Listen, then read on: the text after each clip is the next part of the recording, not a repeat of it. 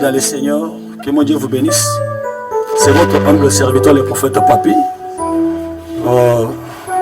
Je n'ai pas dit pourquoi il y a mardi, et je n'ai pas comment il y a grâce et à faveur. À travers la foi TV, pour vous parler de la part du Seigneur. Mais malgré les conditions où nous vivons dans ce de coronavirus, nous avons confiné dans Bandakou. Malgré nous avons confiné dans Bandakou, comme vous voyez chez eux, partout, même là où tu es au Kanzambé, même partout au Kobo de Lazam. Il y a un message qui est clé. Où il y a un autre sambé à mardi. Et ça a revenir à Dieu. Au moment où il faut toujours la présence sans Zambé. Au moment où il faut toujours la makolo ya Yesu Masia. Vous voyez, lorsque Christ a été crucifié, disciple, il a parlé à l'objet, je m'en vais auprès de mon Père, je vous enverrai le consolateur. Mais lorsque les disciples ils n'ont pas vu cet consolateur. La Bible dit, ils sont enfermés quelque part. Donc, bakangama ki bazoluka kanza. Yango zo le kalio na mboka na biso. Tous enfermés, mais ko kangama là, ils ont langage moko prophétique. Nzambe ngata c'est soka ke no ko kangama na to ko le baté photo sambela nzambe. Il y a des gens dans des prisons, il y a des gens par-ci par-là, et il y a des gens kanga na pokwa lelo ya mardi, et nous pouvons en esprit, vous partager quelque chose de ce que je vais parler d'un fils qui a 10 et 15 minutes, après tout ça, ensemble. Dans le livre, il y a Osée chapitre 6. Osée chapitre 6, verset 1er à 2e verset. Ma soeur Zotangela Bissuango. Osée chapitre 6, verset 1er, premier verset, 2e verset. Verset 1 à verset 2, je dis au nom de Jésus. Amen. Venez, retournons à l'Éternel. Bisous, très bien. Toya, ton son n'est pas en Zambé. Car il a déchiré. Il est à Passoli. Mais il nous guérira. Il est à Kobi Kisabiso. Il a frappé. Il a Betty. Mais il bondera nos plaies. Il est à Kobomba la porte à la biso. Il nous rendra la vie dans 2 jours. Il y a Kosongi Sabomo Inabiso na Mikolomi Bale. Le 3e jour. 3e jour, Mokolomi Sato. Il nous relèvera. Il y a Kotele Misabiso. Et nous vivrons devant lui. Bebiso Tobika Liboso, c'est la parole divine de l'Éternel. Zambalola Pambolo Bishika Oza vraiment. Yozola Nabiso na Beitando Inene Zambazala Zambé. Et cet message, et même jusqu'à tout comprendre que non, toutes les circonstances sont aux autres et ça par rapport peut-être il y a les camous qui sont dans songolo aux autres qui sont sur la possession à Kosambelate. On a dit peut-être dans une déception pour l'église songolo pakala. Mais le Lonzamba permet aux Ananga pour Okanga. Peut-être soit la place à Moussala au cas Kolandangate. Et bien très bien, na osé, ils ont parlé plus sur souffrance moko utie pa ya mutute. Et utie pa ya nokote tata moi cité. Et où tu es pas un Zambé moko. Et ceux qui n'ont pas sous moi sima, la livre il y a 2 Samuel. Besoin très bien lorsque Saoul annonce la makamou qui bien la mission Nzamba, Babi Nzamba frappe atina qui esprit moko sani et envoûté pour David a son accès à la place moko. Vous savez ce qui se passe aujourd'hui dans nos pays, Nzamba n'a pas espace moko. Nzamba n'a pas ça chrétien espace. Il n'a pas ça Nzamba espace. Il n'a pas ça espace, puisqu'on a qui humilié, ridiculisé, maltraité, posons à la présence sans âme. Présence sans âme, et ça confinement au toza. Tant que toza enfermé, c'est le temps de l'oukazam. Et Nathanie dans Matthieu, la Bible dit lorsque tu pries, entre dans ta chambre, ferme la porte.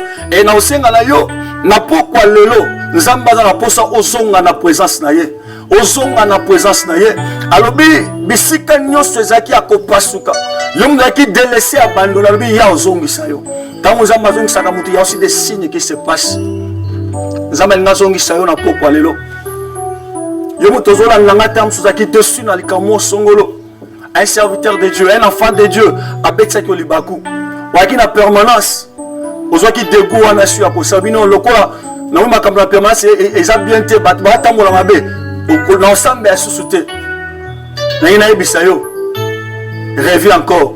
Nzamba za la posa na yo. Yake pa nzambe nzamba la posa na yo. Bien, très bien. Venez retourner à l'Éternel, car il a déchiré. Il a déchiré. Nous avons la capacité. Il y a sa vie à Moutozaka en Zambé. Nous avons la capacité d'appeler un exercice qui n'existe pas, c'est l'Éternel et Dieu. Et bien nommé, Moutoumokwa Yembi, c'est le soir qui détermine nos Israéliens, nous sommes fils. Moi, Nayanda, Kwata Papa Beti, à Bengandi. À la place, à Ola, c'est vraiment moi, Nanda, Kwazonga, mais moi, nous avons soumouane à Moutoussongo, Pakala, si vous avez 3-4, je ne suis pas au Kende parce que je suis place au Kende. Mais moi, Nanda, Kwazonga, Bissot, dans la place, il faut dans la présence sans âme. Dans la présence de Dieu, il y a le changement. Dans la présence, il y a la restitution. Dans la présence sans âme, il y a un changement dans la vie à moi. C'est pourquoi, alors, la deuxième verset, il nous rendra la vie dans 2 jours. Dans 2 jours. Le 3e jour, il nous relèvera. Il nous relèvera. En chiffre 3, il y a chiffre à résurrection. Et un chiffre à faveur. Il y a une grâce particulière dans pourquoi il y a une grâce particulière au continent Katianda Kunayo. Il y a une grâce particulière au Nzambalinga Saïla na pourquoi il premier année, il y a que il faut s'ambelanza. Il y a bisan Zambé na pourquoi il y a zonga suna makolo na yo. Nous allons comprendre le message oyo, message zongi singa sous Seigneur na sama makolo na yo. Il s'agit de demander pardon à Dieu, demande pardon à Dieu. Ne regarde pas ce que batu basali yo. Quand la tête au église bête que libako non. Mouton ta na destiné na ye. Destiné à mouton sur la cas compliqué mais mouton peut s'en former sans Zambé. Peut-être Nzamba linga ko kutana ba circonstance na poye ba ina pourquoi lelo. Bien-aimé, Dieu c'est un Dieu. Wasala ka grâce à qui il veut. Peut-être Nzamba linga ka zongi sa moutou. A zongi sa vie à mouton zongi sa amour. Et là il y avait un homme dans la Bible son nom était Lazare. Babi Lazare tangwa koufi, les gens commençaient à parler de n'importe quoi. Ah, Yesu aika poalia. Peut-être yo les a délaissés. Au laisse qui bateau, mais qui bateau. Na katsanda kuno yamba qui bateau. Bateau belle, les gens venaient manger parce que qui belle. Le koyi bateau bazo yate. Tikala yebisa yo, muto ko zonga, oya zongi selezaka Yesu Masia. Les gens ont parlé à Yesu atiki Lazare. Wanda yazo li azo melati azo kene, mais le Lazare a koufi. Le 4e jour, Jésus-Christ est venu. Mais lorsque Moko et Salanga bien, lorsque Marina Marthe, Marie Marthe, les premiers années, nous les chrétiens, nous croire dans la parole de Dieu, miracle. Et ce soir, Dieu est au rendez-vous. Dieu est capable de faire quelque chose. Nous avons la vie. Chaque fois, dans mon église, la délivrance, ce n'est pas les tomber. Mais le vrai délivrance, c'est posséder ses acquis. Vous avez dit, côté moyen, présence sans âme, quelque chose. Dieu est fidèle. Nous avons possédé là où tu es au coin. Nous avons possédé Missika, nous avons possédé au coin, sans monter, nous avons présence sans âme. Nous avons possédé pour comprendre que ce soir, nous avons un makoki, il y a ça, au centuple où il y a perdant. Nous voulons prier avec une personne ce soir. Nous allons la télé maintenant. Cet message est le message clé pour le confinement. Nous voulons prier ensemble avec toi. Nous allons prier ensemble avec toi.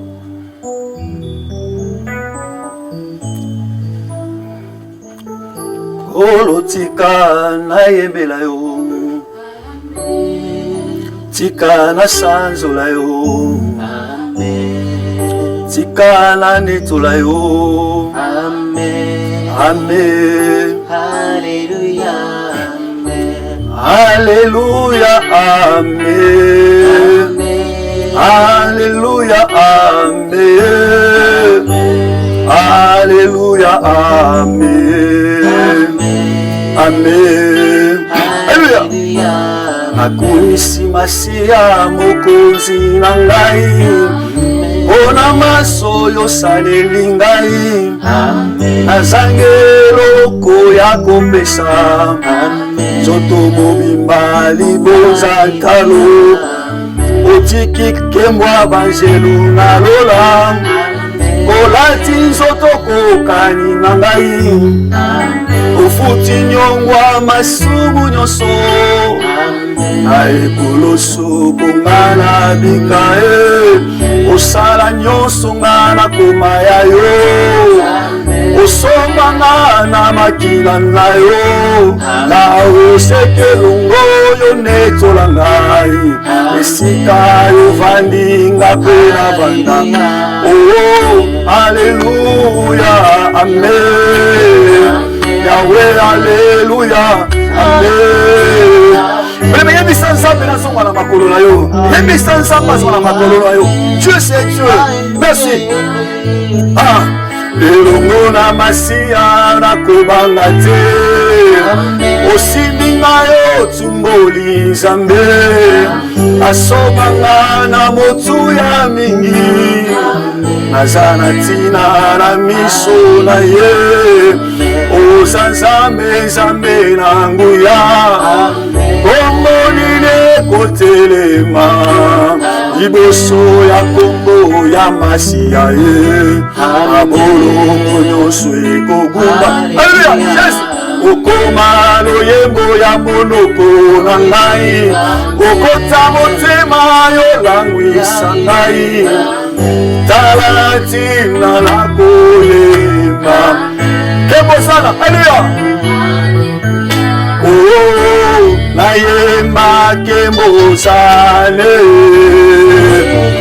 yebisa nzambe koko ezala yanga nayemba kembosane yebisa nzambe koko nabika changement nayemba kembosane Zambana makomi osala quelque chose. Na ingo sambe yebi sanzambe poko ezala poko a faveur. Et ala poko a miracle pour na vie na nga. Nzambe na zonga na makolo na yo. Nabika vie ya sika. Nabika bonzambe ya sika. Nabika miracle ya sika. Osambe na nga la kombo la Yesu Masiya. Éternel tobika vie ya sika. Nzambe tozonga na makolo na yo.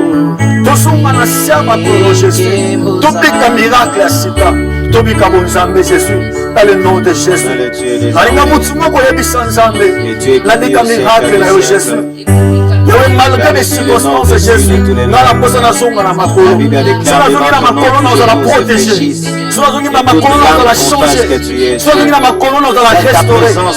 Celui qui restaure les hommes c'est Dieu. Celui qui change l'éternel est Dieu.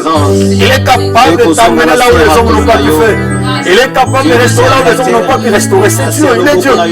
Il est mis il est capable. Pendant ces temps, tu n'es pas ensemble. Tu as ton Dieu, de tout ce qui est chasse. Merci Jésus. Tu peux tout. Nous voici encore devant ta présence pour te lever. Nous voici encore devant ta présence pour nous abandonner aux ensembles avec qui l'amour. Onepamina mikitisi ebala yonde na suibomo ya libera seko na seko oyo robinde na kotosa. Merci Jésus. Oyo lakinga na kosima oyo sali na kobomba te shalabo kumisa mazambe na mawa. Alléluia. Tatoli nabo tatolanga na molongi tatolanga na molongi. Merci Jésus. Tatolanga na molongi tatola Dieu là est fidèle. Merci Jésus. Alléluia. Ovandi na motema na ngai na esika ebulisami Yesu lipayo zanga mpe nazali yanga na yo ekosila te shalabo moninga oyo ntango nyonso oluna sinde koyeba yo yawe yone osengeli mpo na ngai Yesu ya yosa malamu Alléluia. Atatoli nangi mutu moko atatola keno ngai sete malaki ekota na ndako na ngai te. Nangi mutu moko atatola keno naza parmi les vivants. Moïse a compté ici Nzambe na compté peuple nyonso baza complet. Merci Jésus. Ici Moïse au Seigneur. Ah Jésus, il est Dieu. Ici Baliamai na bomoi evanelo ya babulami ekungela nzela na lola olingo ya bolenge na na papi tanga te kombo mosusu awe pene pene ya kombo na yo bebe tanga kombo nzambe na pokwa yo epara yo nyonso ekoki na tatoli na bomoi na nga Yesu que mon Dieu te bénisse. Dieu c'est un Dieu, il est fidèle. Zamba pambola yo grâce à Nzambe de la permanence na kombone sumasia to bondi trobi amen amen yo mutula nango beti mboko bisike zwami yo Zamba lola Nzamba Israël pambola yo c'est votre humble serviteur le prophète Papi Kongolo nangi na passé ba moment oyo ya gloire na yo et tozo pema nangolo Nzambe et na okesu plus loin na pamboli bano ba accompagner kinga Zamba pambola bino Zamba pambola l'homme de Dieu prophète Jérémie Nzamba pambola yo et mon frère Jérémie et la sœur Venance Nzamba pambola bino donc il va communiquer ça keno l'église ministère prophétique Betsaïda et Kamami Nangamo le prophète Papi et ça na quartier 8 na Rekwado référence salle de fête Mandanda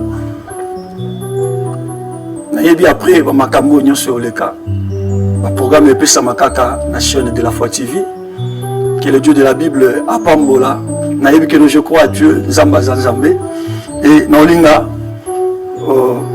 yozo na poto clôturer na yo na toi adorer ka Nzambe parce que Dieu est bon Nzamba za merveilleux. Merci Jésus.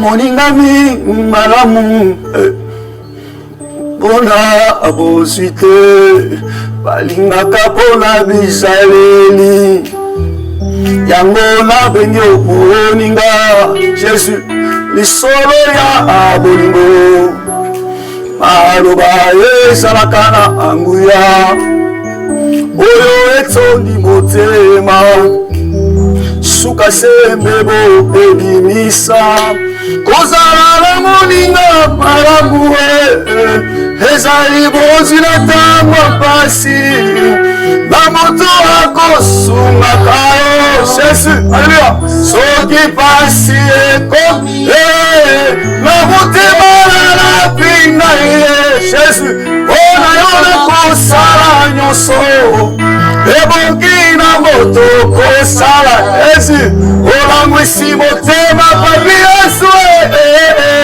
Yesu il est Dieu Jésus Yesu alléluia Yesu yomoni totatoli Yesu il est Dieu lorsqu'il vient il change. Merci Jésus Jésus-Christ est Seigneur. Merci Yesu chante avec moi opekisa makambo etungisa ngai po mobemboya nangi tosala mobembo na Nzambe malgré on est enfermé mais tosala mobembo spirituel na Nzambe. Merci Jésus napesa yo masanzoli okakembo na yo labikakati na yo mpona yeba yo na mozindo malgré bapota esikesese autila bapota deception ya mokili yokai na osambela te moto akausaka pota eza Nzambe. Merci nakokaka kovanda kimia te nakokina kovanda kimia te parce que Jésus-Christ est Seigneur. epelinga moto osala fukama Yesu il est l'homme fidèle. Merci Jésus.